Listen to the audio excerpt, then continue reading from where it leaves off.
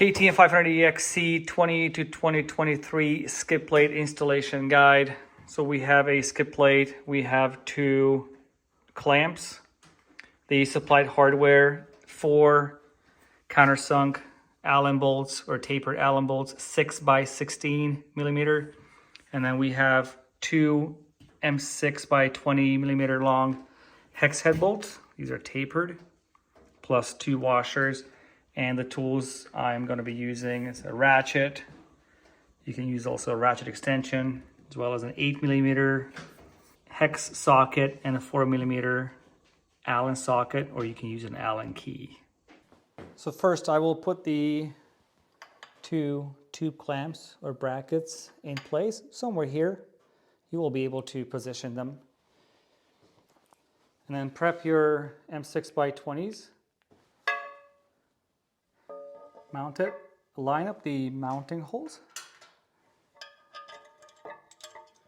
and thread the bolts just a couple of times initially. You don't have to turn them a lot, just a couple of times like so, it's good enough. We want to make sure that the rear end remains loose enough so that we can easily line up those brackets. Okay, now again, repeat the same thing with the taper bolts. Put some Loctite on all of them, like so.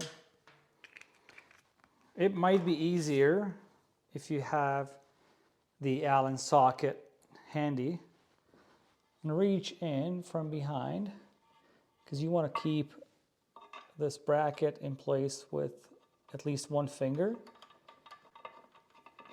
And then turn the bolt a couple of times, grab the second bolt, line up the mounting holes, and again, turn the next one a few times as well.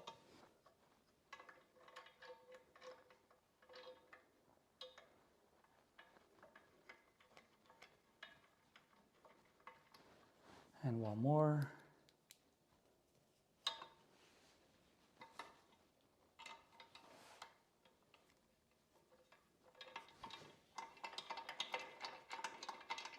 And now you can gradually turn each bolt before you pull them snug.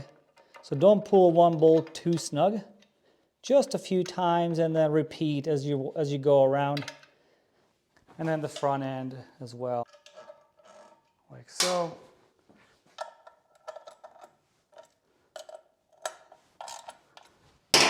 So the torque specs, these are all 6 millimeter diameter bolts.